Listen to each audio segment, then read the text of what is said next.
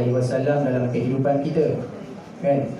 Bukannya bulan Rabiul Awal, walaupun hari ini dah 20 lebih, Rabiul Awal 24 ke 25 gitu, Rabiul Awal kita sambut Maulidur Rasul sallallahu alaihi wasallam bukan di bulan Rabiul Awal saja, kan? Tetapi di bulan-bulan lain juga kita mengingati junjungan besar Nabi sallallahu alaihi wasallam. Seperti mana guru saya kata, kita hari-hari baca Quran, kan? Tapi di dalam bulan Ramadan, kerana di bulan Ramadan itu turunnya Al-Quran, kita lebihkan lagi membaca di dalam bulan Ramadan. Macam itulah, kita ingat Nabi SAW, kita sayang Nabi SAW.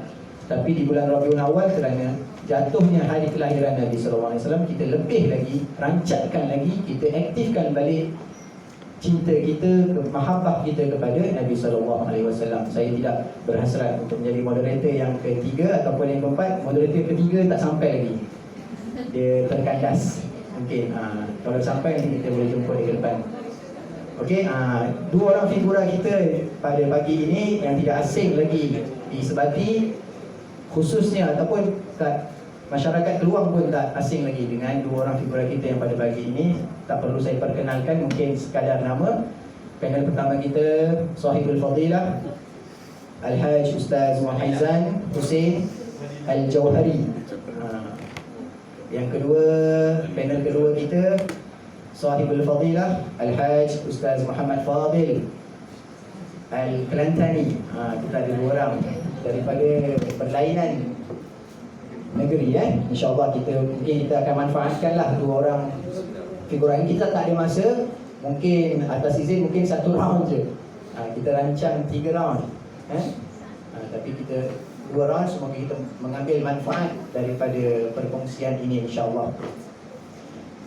Kita tahu kita sambut Maulidur Rasul sallallahu alaihi wasallam. Kan kita dalam kehidupan kita ni, kita kenal tak Nabi sallallahu alaihi wasallam? Kenapa Allah suruh kita sayang Nabi? Kenapa Allah dalam Al-Quran, Allah suruh kita sayang Nabi, sanjung Nabi, baru ikut Nabi? Banyak kalau kita tengok kisah-kisahnya. Kenapa Allah suruh kita sayang Nabi, sanjung Nabi, puji Nabi? Kerana apa? Apa keistimewaannya? Mungkin kita boleh serahkan kepada panel pertama kita untuk jawab. Apakah keistimewaan junjungan besar Nabi SAW sehingga Allah suruh kita ikut, sanjung, puji? Dalam solat pun Allah suruh sebut Muhammad. Kenapa? Apa keistimewaan?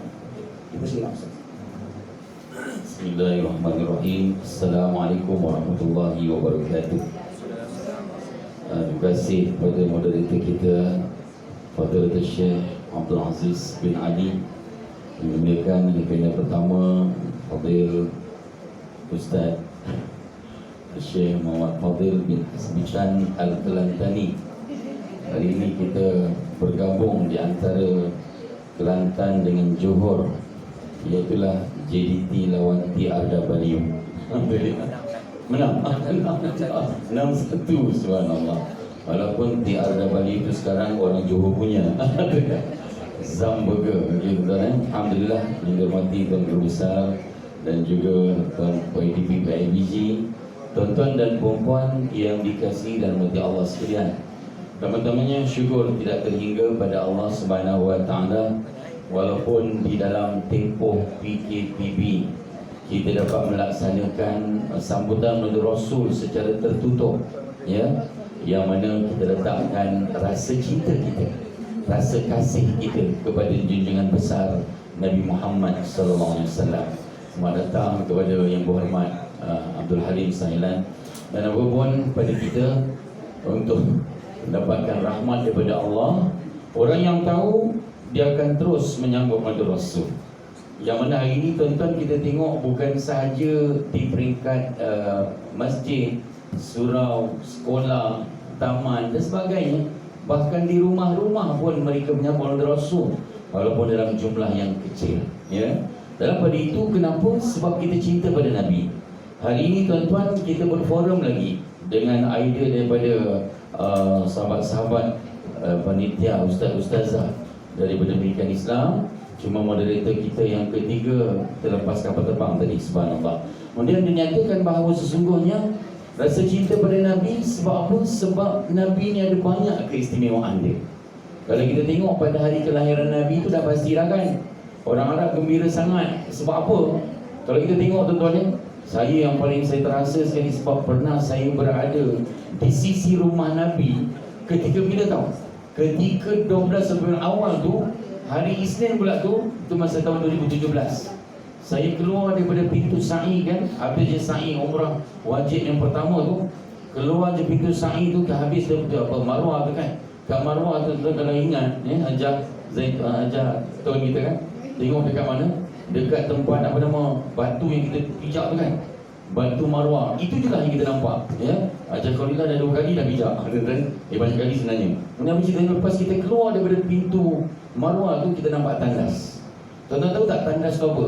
Tandas tu adalah tapak rumah Abu Jahal. Tengok tuan-tuan, nampak tuan-tuan kan? Abu Jahal yang jahat tu sampai kiamat mudah-mudahan rumahnya, tapak rumahnya dikencing dan diberakkan. Kita keluar tuan-tuan ke depan sikit daripada tandas tu, nampak ada tanah lapang. Kemudian ada pusat pengumpulan air Zam-Zam yang disedot daripada depan Kaabah, iaitulah tuan-tuan di petak Zam-Zam yang mana dihentak kaki Nabi Ismail AS menangis kehausan ketika bila bondanya Siti Hajar mencari air. Ketika tuan-tuan, ketika dia kehausan, daripada sofa pergi ke Marwah, Marwah sofa, tak jumpa air, pergi lagi Marwah, tak jumpa tuan-tuan. Itu yang 7 kali kita sa'i tuan-tuan kan. Serap banyak 400 meter pergi, 400 meter balik, kalilah 7 kali tuan-tuan. Alhamdulillah lebih 1000 langkah urus kita tuan-tuan. Kemudian menyatakan bahawa sesungguhnya ketika tuan-tuan keluar je, nampaklah di situ rumah bangunan 2 tingkat, sekarang namanya maktabah ataupun perpustakaan ya. Jadi tuan-tuan, itulah tapak kelahiran baginda Nabi Muhammad SAW. Itu tuan diceritakan bahawa kehebatan Nabi cukup banyak. Sebelum Nabi lahir dan nampak dah bumi Makkah menjadi subur kan, yang mana ditanam apa saja tuan, pacak je hidup. Kemudian menghasilkan banyak tuan-tuan hasil-hasil tanaman. Dan kemudiannya ketika Nabi nak lahir, malam tu tiba-tiba terang benderang kan. Kita dengar nasyid dia kan. Nanti kita nak dengar tuan-tuan nasyid daripada kumpulan At-Taubah. Subhanallah. Tadi diketahui oleh YB Halim kita dengan juru bintang kita. Itulah.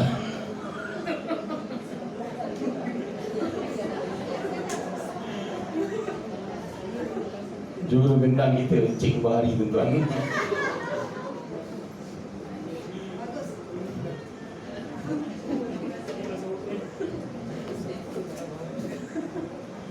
Kemudian kita dinyatakan bahawa sesungguhnya malam tu kan tiba-tiba terang menerang. Kita ingat sebelum kan nasyid kita sekolah-sekolah apa nama agama dulu kan. Tuan-tuan yang lebih kurang saya lah umurnya, yang apa nama BBNU, budak-budak baru nak up ni tu kita jumpa kan.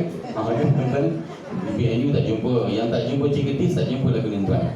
Tercipta satu lebaran sejarah di tanah suci kota Mekah, hari yang mulia penuh saadah, bermulalah sebuah kisah. Malam Isnin subuh yang indah, 12 Rabiul Awal yang cerah, 20 April tahun gajah, lahirlah zuriat yang saadah. Tengok tuan-tuan, dalam lagu tu pun dah cerita langit tiba-tiba terang benderang. Itu di antara keistimewaan Nabi. Tu belum cerita lagi tuan-tuan, masa Nabi nak dilahirkan, bondanya Siti Aminah binti Abdul Wahab tak rasa sakit langsung.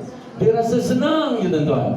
Seterusnya bonda-bonda kat depan saya tuan, mungkin pernah merasai suasana tu, tapi jarang-jarang kita temui cerita seperti ini. Sudah barang pasti diletakkan sebagai panduan keistimewaan Nabi yang kita nak kisahkan hari ini tuan-tuan, iaitulah tidak lain tidak bukan Nabi merupakan pemimpin bagi semua Nabi. Tengok tuan-tuan, daripada kalangan para Nabi yang ramai itu kan, 313 yang kita ketahui, 25 orang Rasul yang kita wajib ketahui, dan 10, maaf tuan-tuan, yang disebutkan minim ya, Muhammad, Isa, Musa, Ibrahim, Nuh, 5 orang, iaitulah Ulul Azmi. Senang nak ingat tuan-tuan, M-I-N-I-M, minim.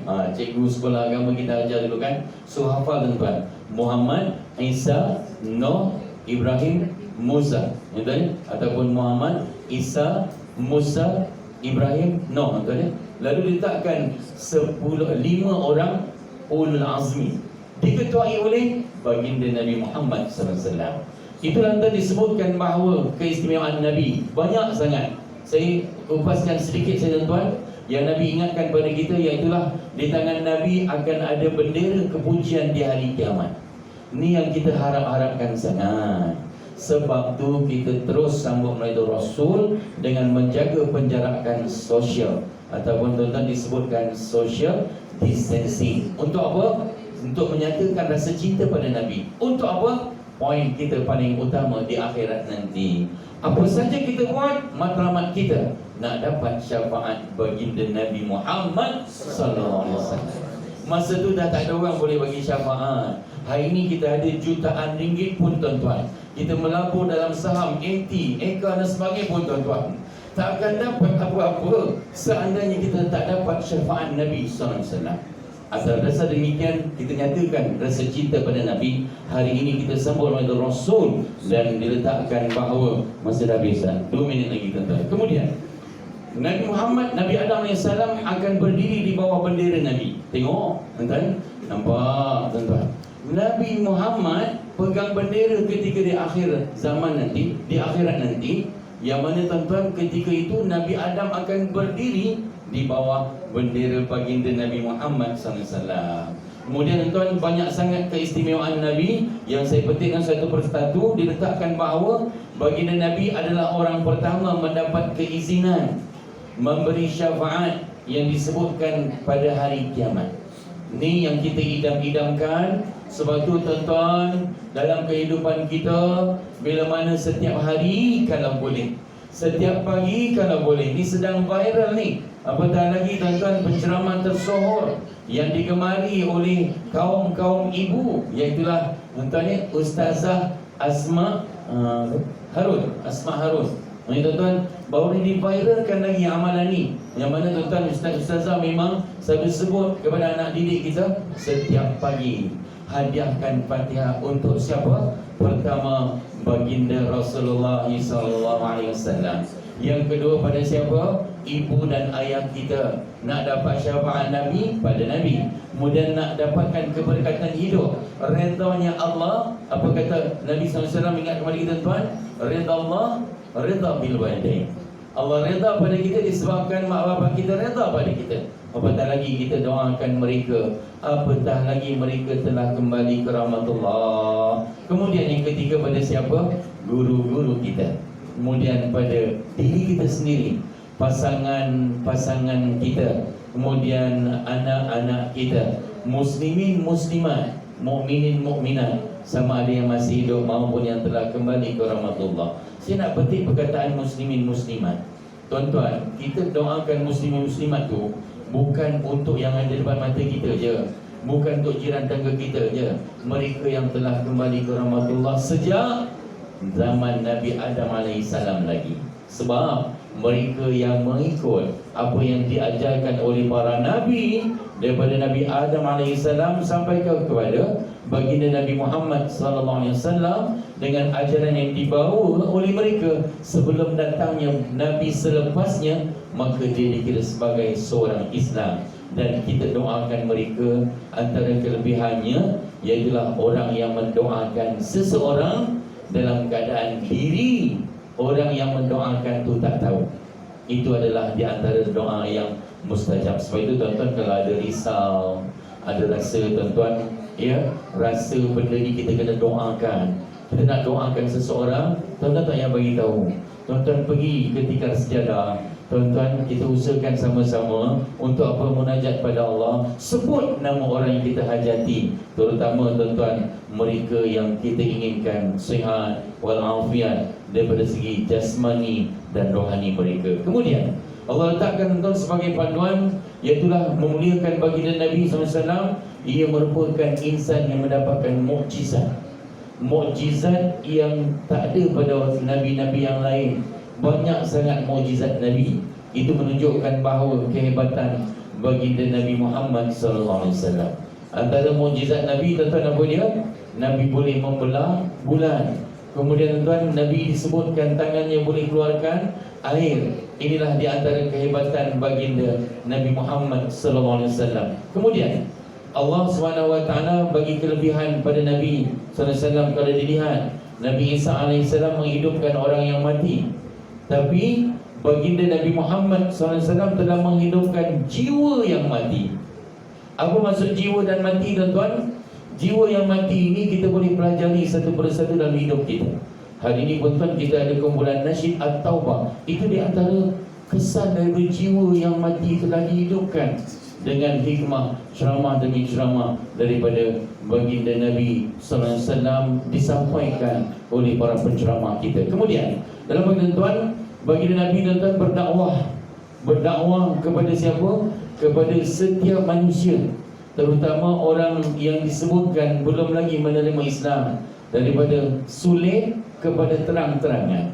Dan orang yang paling tuan-tuan geram dengan baginda Nabi adalah orang yang orang yang ketika hari kelahiran baginda dia cukup gembira. Siapa dia? Abu Jahal, Abu Lahab. Abu Jahal tuan-tuan gembira sangat dengan kelahiran Nabi. Dia sedekahkan 100 ekor unta untuk dijamu kepada masyarakat Arab. Seterusnya tuan-tuan, ketika itu diletakkan ramai yang dapat merasa jamuan tersebut. Terbayangkan unta tuan-tuan kan, dia punya daging bukan sikit, banyak sangat. Saya tuan-tuan buat jamuan lebih kurang 150 orang, satu peha je tuan-tuan, tak habis. Banyaknya daging unta tuan-tuan kan. Jadi apatah lagi 100 ekor unta. Apa pengajarannya? Iaitulah kita hari ini lihat masyarakat kita pantang dengar orang nak buat Maulid Rasul, pantang dengar tuan-tuan. Mana sekolah, mana surau, mana masjid Nabi Rasul, ada je yang terus hantar derma, sama ada secara terang-terangan ataupun masuk dalam tabung. Ni tuan-tuan, kalau nak derma lepas ni boleh bagi pada Ustaz Fadil. Kemudian dinyatakan bahawa sesungguhnya orang kedua yang rasa gembira siapa dia? Abu Lahab. Abu Lahab tuan-tuan, dia gembira sangat dengan kelahiran Nabi sehingga dia memerdekakan seorang hamba yang bernama Thuwaibah. Bagus tuan-tuan nama Thuwaibah ni. Thuwaibah yang disebutkan Thuwaibatul Aslamiyah. Dia gembira sangat Nabi lahir. Abu Lahab yang kafir ini memerdekakan seorang hambanya tuan-tuan. Lalu itu yang kata Nabi apa? Dia akan diringankan seksanya pada setiap hari Isnin. Kenapa? Sebab Nabi lahir pada hari Isnin. Itu Abu Lahab, orang kafir. Apatah lagi kita yang rasa cinta pada Nabi tuan-tuan, yang disebutkan beragama Islam, umat baginda Nabi Muhammad SAW. Lebih lagi lah, sebab itu banyakkan selawat ke atas Nabi, amalkan sunnah-sunnah Nabi, dan amalkan disebutkan apa yang dinyatakan oleh Allah Subhanahu Wa Taala dalam Al-Quran, dan baginda Nabi bersabda dalam hadisnya. Banyak keistimewaan Nabi tuan-tuan. Lalu satu terakhir saya nak petik pada pagi ini, iaitulah baginda Nabi mempunyai kolam Al-Kautsar. Kolam Al-Kautsar di syurga, dan kolam Haud ataupun disebutkan Haudul Maurud tuan-tuan di luar syurga untuk kita, iaitulah umat baginda Nabi Muhammad sallallahu alaihi wasallam. Sebab tu kan tuan-tuan, kolam yang dinamakan Haudul Maurud, tuan-tuan boleh buka dalam kitab Ihya Ulumuddin dan juga kitab Syairul Salikin karangan Syekh Abdul Samad Al-Farimbangi. Dalam tuan-tuan dikata apa? Ya, dalam Haudul Maurud, telaga untuk baginda Nabi bagi air pada kita. Ya, air tuan-tuan putih, lebih putih daripada susu, manis, lebih manis daripada madu tuan-tuan.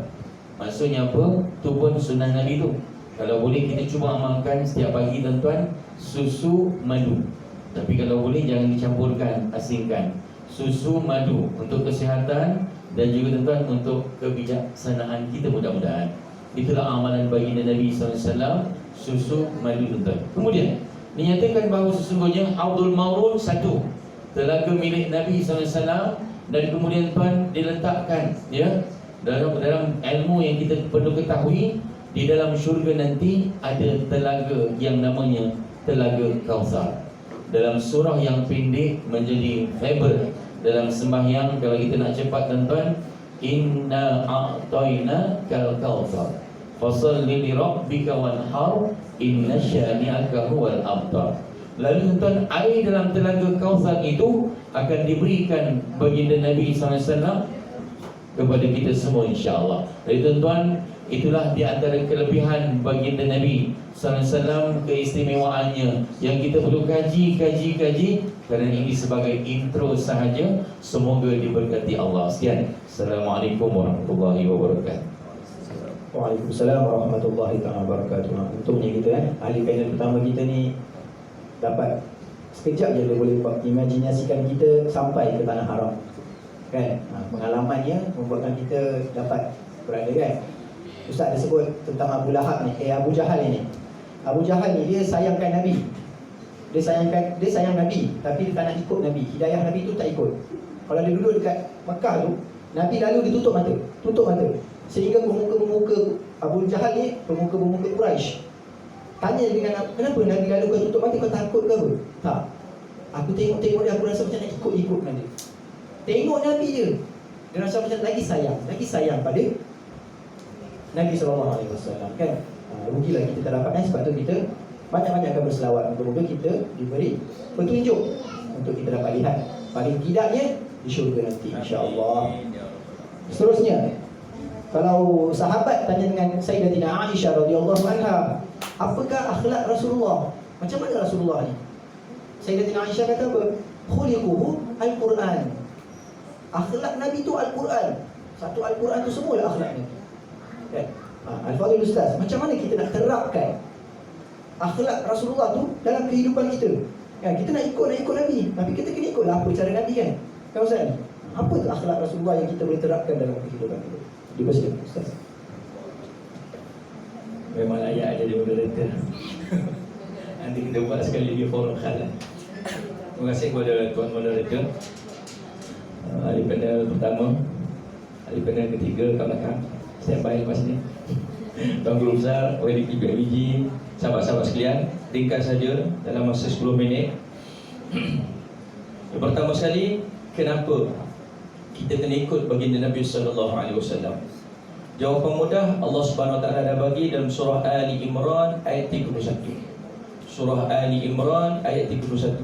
Ayat ni kadang-kadang kita tak hafal tapi ingat. Sebab setiap kali Maulidur Rasul antara lain ayat ni akan dibaca. A'udzu billahi minasyaitonir rajim. Bismillahirrahmanirrahim. Qul in kuntum tuhibbunallah fattabi'uni yuhibbukumullah wa yaghfir lakum dhunubakum wallahu ghafurur rahim. Sadaqallahul azim. Qul, katakanlah olehmu wahai Muhammad, Allah perintahkan kepada Nabi untuk menceritakan kepada kita umat dia. Siapa umat Nabi? Bermula daripada Nabi SAW lahir sehinggalah hari kiamat, itu semua umat baginda Nabi SAW. Allah arahkan Nabi bagi tahu. Bagi tahu apa? Qul in kuntum tuhibbunallah. Bagi tahu kepada umat kamu sekiranya mereka cinta dan kasih pada Allah. Satu dia cara. Itulah satu-satunya cara. Fattabi'uni, ikutlah aku, yakni Rasulullah sallallahu alaihi wasallam. Nak dapat kasih Allah, nak dapat sayang Allah, nak dapat cinta Allah, tak perlu ikut orang lain, ikut Nabi. Kenapa perlu sangat ikut Nabi? Fattabi'uni yuhibbukumullah. Hasil daripada kita ikut Nabi, Allah sayang pada kita. Itu saja tak? Wa yaghfir lakum dzunubakum. Subhanallah. Ini antara yang kita semua nak. Selain daripada Allah Subhanahu Wa Taala kasih dan sayang kepada kita, wa yaghfir lakum dzunubakum. Allah akan ampunkan segala dosa kamu. Dengan maksud lain, in the other word, itu agak macam juga suruh. Dengan kata lain, bila tak ada dosa, tempatnya adalah di syurga Allah Subhanahu Wa Taala. Wallahu ghafurur rahim. Dan barang pasti jika kita meneliti sunnah-sunnah Nabi sallallahu alaihi wasallam, Di sana kita akan jumpa apa-apa amalan yang kita buat, janjinya ialah Allah ampunkan dosa-dosa kita. Saya nak bagi hari ni 2 je. Takut tak cukup masa. 2 yang sekarang ni tengah kempen. Yang pertama, berkenaan dengan sunnah masuk ke kedai atau ke pasar, termasuk car wash. Sebab pasar ditafsirkan oleh ulama tempat berlakunya transaksi jual beli. Car wash kena bayar kan? Ke free? Mana-mana tempat yang ada transaksi jual beli, itu adalah pasar ataupun kedai. Sunnah Nabi SAW, bila kita masuk ke pasar, dia tanya tuan kedai, masuk ke pasar, masuk ke kedai, langkah kaki tak berani. Langkah kaki, biasa buat kaki, siapa jawab kanan, siapa jawab kiri, lompat dua-dua dah mudah. Tak ingat mana satu ni, kiri kanan, langkah kaki tak nampak lagi, langkah kaki kiri. Masuk ke pasar, kenapa pula? Tak apa, biasa. Itu biasa. Sebab itu dalam bulan Rabiul Awal ini, saya pesan untuk diri saya, tuan-tuan yang mendengar, puan-puan yang mendengar, kita mengkaji balik sirah baginda Nabi SAW. Nak kita harapkan dalam ceramah 1.5 jam tak cukup. Nak kita harapkan dalam kuliah setengah jam tak cukup. Kalau 5 jam pun ceramah, nak cerita pasal Nabi tak habis. Sebab itulah kita ambil balik buku-buku sirah, buku sirah anak-anak kita baca balik. Di sana kita akan jumpa. Dan apabila ikut Nabi SAW, janjinya daripada Allah, wa yaghfir lakum dzunubakum. Kita masuk ke pasar, masuk ke kedai, langkah kaki kiri. Itu adalah dalil lain, tak nak hurai, nanti panjang lagi. Kemudian kita baca doa. Cikgu Alim, doa masuk pasar macam mana? Dah bagi tahu dulu. Doa masuk pasar macam mana? Cikgu Nur Zimah.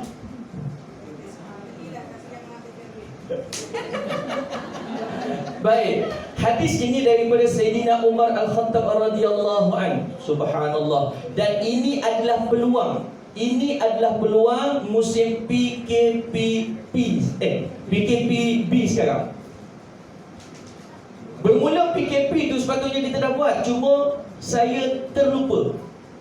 Dan baru aja teringat 2 minggu lepas. Itu apa? Peluang untuk kita membantu diri kita dan orang lain dapat pahala berganda. Nabi SAW kata, hadis daripada Sayyidina Umar, man dakhala suqa, siapa-siapa yang masuk ke pasar, faqala, dan dia membaca. Bila saya sebut kepala ni, tuan-tuan akan ikut. Sebab tahu la ilaha illallah wahdahu la syarikalah. Tengok dah senyum dah. Sebab memang dah zikir dah. Lahul mulku wa lahul hamdu yuhyi wa yumit wa huwa hayyul la yamut biyadihil khair wa huwa ala kulli syai'in qadir. Pada satu riwayat. Riwayat yang lain macam zikir lepas mayat. La ilaha illallah wahdahu la syarikalah lahul mulku wa lahul hamdu yuhyi wa yumit wa huwa ala kulli syai'in qadir. Apa kelebihan? Katabalahu alfi hasanah. Dituliskan untuknya 1,000,000 kebaikan, yakni pahala. Kalau ikut perkiraan, takkanlah sunnah yang mudah itu, masuk pasar, masuk kedai, langkah kaki kiri, baca doa 1 juta. Sebab ramai tak buat. Tak nak cek dalam ni semua buat. Sebab ramai yang tak buat, itu nilainya mahal. Itu saja, dapat 1 juta saja tak. Wa maha anhu alfi sayyi'ah. Dihapuskan darinya 1,000,000 kejahatan yakni dosa. Itu saja tak. Wa rafa'a lahu alfi darajah. Ditingkatkan untuknya 1,000,000 darajat. Itu saja tak. Satu amalan 4 kelebihan. Wa bina lahu baitan fil jannah. Dibinakan untuknya sebuah rumah di syurga. Subhanallah. Sehingga betapa pentingnya doa ini seorang sahabat. Sifat sahabat ni kita kena amalkan. Dia jumpa sahabat yang lain, dia tanya, kau tahu tak doa masuk pasar? Aku tak tahu. Dia pun baca, man dakhala suqa faqala, sampai habis tu. Sahabat yang baru dengar ni terus naik kuda pergi ke pasar. Zaman Nabi, pergi ke pasar. Kemudian dia pergi, dia baca doa, dia patah balik, jumpa kawan tadi. Yang bagi hadis tu tanya, kau pergi mana tadi? Pasar. Beli apa? Tak. Habis buat apa? Baca doa. Sebab apa? Dia tahu nilai hadis itu daripada Nabi SAW, dan Nabi tak pernah menipu. Jadi balik nanti, tolong singgah kedai. Nak masuk, langkah kaki kiri, baca doa. Tuan kedai tanya, nak beli apa? Tak nak beli. Baca doa lagi. Balik. Kaedah mudah untuk kita dapat mengamalkan sunnah, kita tahu, terus buat. Jangan kita kata, tak apa, nanti esok dah tak ingat dah. Dan apa kaitan dengan PKP ni? Tuan-tuan, ibu-ibu, ayah-ayah, rakan-rakan sekalian, sekarang kita nak masuk kedai, perkara yang perlu kita buat, tag, imbas suhu. Kemudian SOP-nya, kena tulis nama, kena tulis nombor telefon, kena tulis suhu. Apa tak ada kat situ? Baca doa. Kenapa tak ada? Tak ada orang peringatkan. Apa salah kita putus tag? Doa tu kita letak dekat buku tu. Setiap kali orang masuk, orang baca. Kalau 100 orang baca dalam sehari, kita dapat 100 juta. Bukan kita baca, orang baca asbab kita letak. Sebab kalau kita tak letak, orang tak baca. Kita pun kalau tak ada kat situ, kita tak ingat. Jadi ini peluang. 1 hari 100 juta, 10 hari 1 bilion. Push. Nak sampai tempoh berakhir PKPP 31 Disember? Subhanallah. Sebab itulah ini sunnah Nabi yang ramai orang tinggal. Dalilnya, balik nanti tanya suami, abang tahu tak doa masuk pasar? Ada doa Itu antara persoalan yang timbul. Baik, yang kedua, ada lagi yang masa? Last, iaitu untuk malam ni. Untuk malam ni, Cikgu Bahri, malam ni mana apa? Malam ni Rabu, malam Khamis, kan kami Jumaat. Baik, iaitu berkenaan dengan tidur. Subhanallah. Saya pinjam apa yang dikatakan oleh Ustazah Nur Hafizah binti Musa. Bila ditanyakan kepadanya bagaimana kita nak mendapatkan husnul khatimah, semua orang nak. Sehingga kita doa selepas sembahyang, Allahumma khtim lana bi husnil khatimah wa la takhtim alaina ya Allah bi su'il khatimah. Ya Allah, akhirkanlah kehidupan kami dengan pengakhiran yang baik. Pengakhiran yang baik ni macam mana? Man qala, man akhirul kalam, sesiapa yang mengakhirkan ucapannya la sebelum mati dengan la ilaha illallah, dakhalal jannah. Naknya ketika nazak tu, kita dapat ucap la ilaha illallah. Sebab itulah Nabi ajar, lakinu, talkinkan orang yang nak mati tu. Talkin bukan yang kat kubur tu. Talkin kat kubur untuk orang hidup. Lakinu arahan Nabi, talkin untuk orang yang nak mati, yang nazak tu. Kalau dia dapat la ilaha illallah, meninggal, syurga. Itu janji Nabi. Tapi ramai ke dapat yang macam tu? Susah. Kalau teruk sangat nazaknya, jangan panjang-panjang, pendek je. Allah, Allah. Biar dia dapat tangkap Allah, selesai. Jangan paksa je, ngucap. Siap goncang lagi, asyhadu. Tak betul, asyhadu. Jangan. Sebab itu kaedah-kaedah ni kita diajar macam mana kita nak menghadapi keadaan orang yang sedang nazak. Baik, macam mana nak dapat husnul khatimah? Kita yang mengatur. Macam mana kita mengatur? Bagaimana kita menutup malam kita. Setiap malam kita akan tidur. Apa makna tidur? Tidur adalah saudara bagi mati. Dan tidur juga disebutkan sebagai mati yang sekejap. Apabila kita tidur, roh kita akan keluar. Dan kita nak bangkit balik pagi esok, roh kita masuk balik. Kalau roh tu tak masuk, qalu inna lillahi wa inna ilaihi raji'un.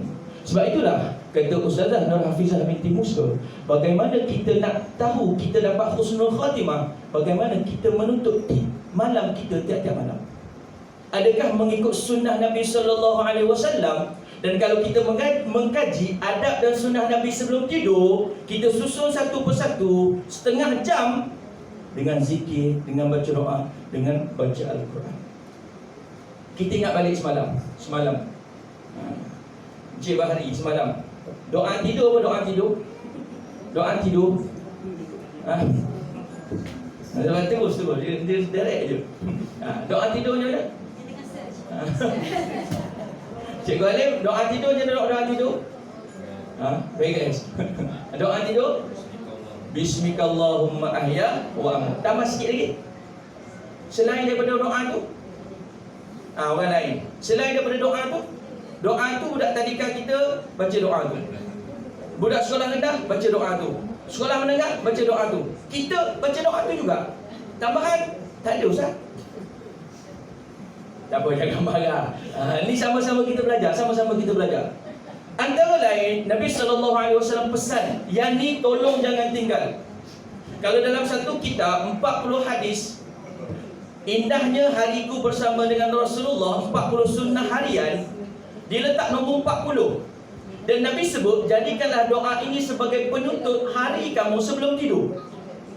Doanya, Allahumma inni aslamtu nafsi ilaik, wa fawwadtu amri ilaik, wa aljahtu zahri ilaik, rahbatan wa gharbatan ilaik, la malja'a wa la manja minka illa ilaik, amantu bi kitabika allazi anzalta wa bi nabiyyika allazi arsalta. Kata Nabi SAW, kalau takdir kita mati malam tu, mati kita dalam keadaan suci, fitrah, tak ada dosa. Ush, panjang Ustaz. Tak boleh bahasa Arab, bahasa Melayu. Atau satu lagi, doa daripada Nabi SAW. Perkara ini dikongsikan oleh almarhum Tuan Guru Ni Abdul Aziz dalam satu kuliah di medan ilmu. Bismika Rabbi wada'tu jambi wa bika arfa'uhu, in amsakta nafsi faghfir laha, wa in arsaltaha fahfazha bima tahfazu bihi min ibadika as-salihin. Allahu Akbar. Dari segi bahasa Melayunya, bila kita perhatikan makna ya Allah, Bismika Rabbi, dengan namamu ya Allah, wada'tu jambi, aku meletakkan lambungku yakni belakangku, wa bika arfa'uhu, dan dengan namamu ya Allah aku akan bangkit balik. In amsakta nafsi faghfir laha, sekiranya engkau menahan rohku ya Allah. Kita tidur, roh kita keluar. Jika Allah tahan, tak bagi masuk, mati. Faghfir laha, ampunkanlah dia ya Allah. Wa in arsaltaha, dan sekiranya engkau kembalikan roh aku masuk balik, fahfazha, maka peliharalah dia seperti mana engkau melihara orang-orang yang soleh. Subhanallah. Kita nak tidur, kita merayu kepada Allah, ya Allah, aku nak tidur ya Allah. Roh aku ya Allah milikmu. Kalau engkau pegang roh aku, tak kembalikan, matilah aku ya Allah. Dalam keadaan aku mati itu ya Allah, ampunkanlah. Dan sekiranya engkau lepas balik, masuk balik roh aku, maka aku kembali hidup, peliharalah dia. Peliharalah aku seperti mana engkau memelihara orang-orang yang soleh.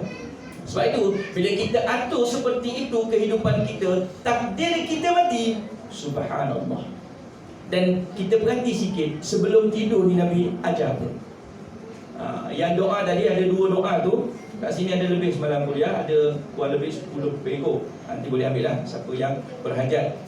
Baik, tampal dalam bilik tidur. Sebelum tidur baca.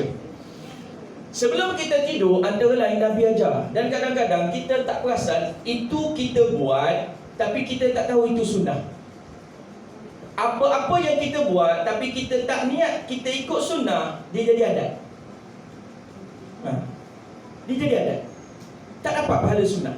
Tapi kalau kita buat benda adat, tapi selari dengan apa yang Nabi ajar, kita niat sebagai sunnah, itu dapat pahala sunnah. Contoh, sebelum tidur, apa Nabi SAW ajar? Saya pun baru jumpa. Subhanallah. Baik, hadis riwayat Bukhari dan Muslim. Ni kita kena buat malam ni. Sebelum tidur, kata Jabir, padamkan dah lampu. Nabi kata. Memang kita buat. Kenapa kita tutup lampu? Jimat elektrik. Ada tak kita tutup lampu tu sebab Nabi suruh tutup lampu semalam? Tak ada Ustaz. Malam ni nak tutup lampu, tutup juga. Tapi niatnya Nabi ajar suruh tutup. Yang kedua, kuncilah pintu. Semalam tidur, Puan Hajar Sakinah, kunci pintu tak? Pintu rumah. Kunci. Pintu pagar pun kunci. Niat supaya orang tak masuk. Dapat pahala sunnah? Tak dapat. Malam ni kunci juga macam biasa, niatnya sebab Nabi suruh, dapat pahala sunnah. Subhanallah, mudahnya nak dapatkan pahala sunnah Nabi sallallahu alaihi wasallam. Begitu juga Nabi kata, tutuplah bekas-bekas serta tudunglah makanan dan minuman. Kemudian sebelum tidur, antara lain berwudu. Berwudu antara salah satu daripada sunnah Nabi. Memang kita buat kan? Sebelum tidur berwudu. Takdirnya lepas kita berwudu, nak naik katil tu terbatal, terkentut dan sebagainya. Patah balik ambil ke biar? Biarlah, dah ambil tadi kan? Jangan. Kalau terbatal, yang ni kentut dan sebagainya, ambil 10. Kenapa? Takdirnya mati. Kita mati dalam wudu. Subhanallah. Dan banyak lagi lah aturan-aturan dan sunnah-sunnah Nabi SAW yang Nabi ajar sebelum kita tidur. Supaya apa? Supaya kita tidurnya sentiasa kita dengan Allah Subhanahu wa Ta'ala. Saya kira sekadar itu untuk kali ini. Wallahu a'lam. Saya kembalikan kepada Tuan Moderator. Terima kasih. Alhamdulillah, bersyukur kepada Allah Subhanahu Wa Taala. Ucapkan ribuan terima kasih kepada Fadil Ustaz, dulu Ustaz yang atas perkongsian Ustaz tadi. Baru Ustaz Fadil kongsikan 2 sunnah saja uraiannya panjang lebar. Kan, memang betul lah tadi kata man tamassaka bi sunnati indal fasadil ummati falahu ajruhu mi'ata syahid. Siapa yang berpegang kepada sunnah Nabi di kala zaman-zaman sekarang ni, indal fasad ummati, kan, zaman-zaman fitnah macam ni, siapa yang dapat kekalkan, pegang, amalkan istiqamah mana-mana sunnah, falahu ajru mi'ata syahid. Pahala 100 orang syahid. InsyaAllah semoga kita dapat muhasabah diri kita. Kita pilihlah mana-mana sunnah yang kita boleh buat, kita istiqamah sampai akhir hayat kita, insyaAllah. Okay, saya rasa cukup sekadar itu. Kita mohon pada Allah, semoga Allah meridai majlis ini. Semoga ilmu yang disampaikan kita dapat amalkan dalam kehidupan kita, insya-Allah. Okay, seterusnya kita akan berselawat sedikit. Seterusnya kita beri peluang sedikit ucapan daripada Puan YDP PIBG. Dan seterusnya kita ada ucapan daripada Tuan Guru Besar. Dan insya-Allah kita jamuan dan surai. Bismillahirrahmanirrahim. Innallaha wa malaikatahu yusalluna 'alan nabi ya ayyuhalladzina amanu sallu 'alaihi wa sallimu taslima. Allahumma salli wa sallim wa barik 'alaihi. Allah ya nabi salam 'alaika ya rasul salam 'alaika ya habib salam 'alaika salatullah 'alaika asyraqal badrun 'alaina fakhtafat minhu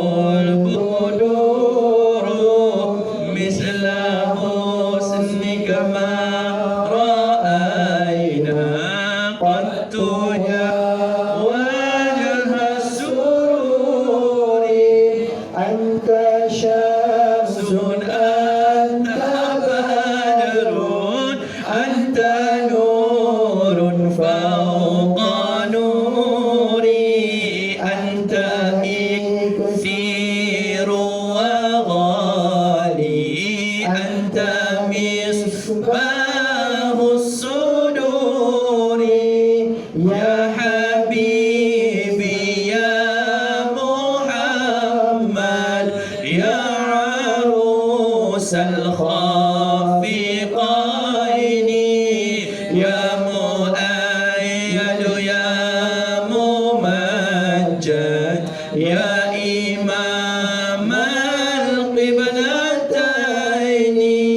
صلى الله على محمد صلى الله عليه وسلم صلى الله على محمد صلى الله عليه وسلم. Allahumma salli wa sallim wa barik alaihi. Okey, persilakan duduk. Majlis seterusnya mempersilakan